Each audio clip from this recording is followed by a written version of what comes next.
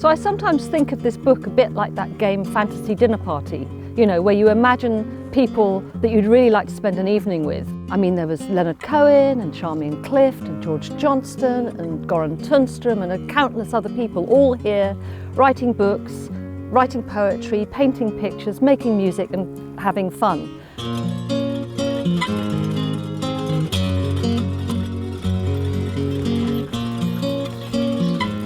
Today we bought the house by the well. It's the first line of Charmian Clift's extraordinary memoir, Peel Me a Lotus, the book that got me hooked on the story of the foreign colony on Hydra. And here we are at the house where Charmian Clift and her husband George Johnston wrote an astonishing 14 books.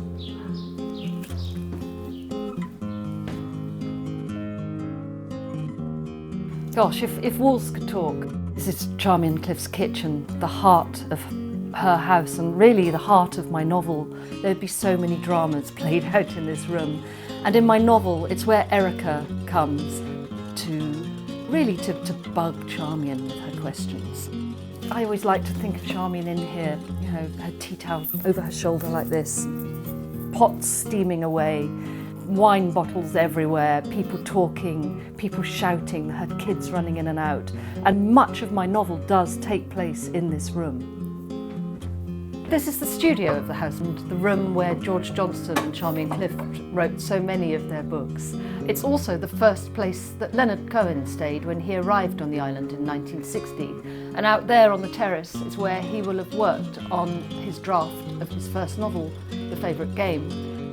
And I'm sitting on the step where Charmian sat every day while George Johnston wrote his classic book, My Brother Jack, the book that led to them leaving the island. Out here on Charmian Clift and George Johnston's terrace, you look out and you're aware of how little really has changed. Apart from, of course, these wires, but even they in turn have inspired a great work of art. I mean, Bird on a Wire by Leonard Cohen. Serendipity has been such a friend to A Theatre for Dreamers.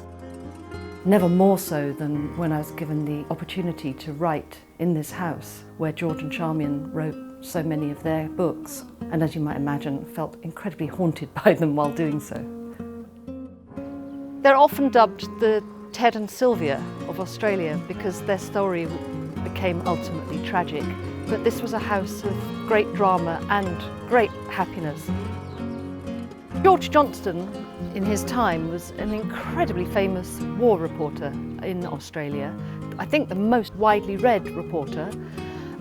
Travelled to 65 countries.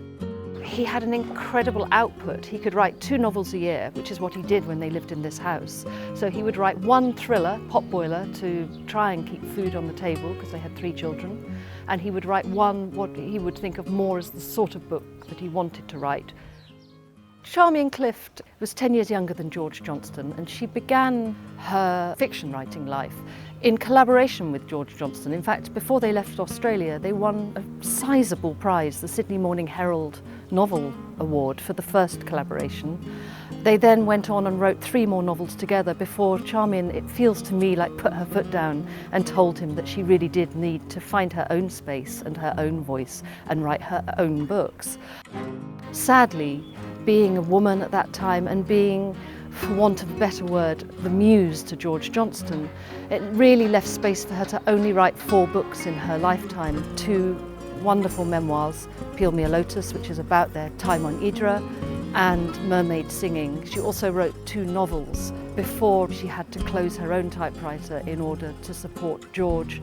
You know, in the end, he did write his great Miles Franklin winning books, My Brother Jack, which was written in this house, and then back in Australia, the sequel to My Brother Jack, Clean Straw for Nothing, which is often cited as the final straw for Charmian Clift, and because of the things that he wrote about her in that book, the book that tipped her into taking her own life. Yes, I have ghosts, not all of them dead, and they dance by the moon, millstones white as a sheet.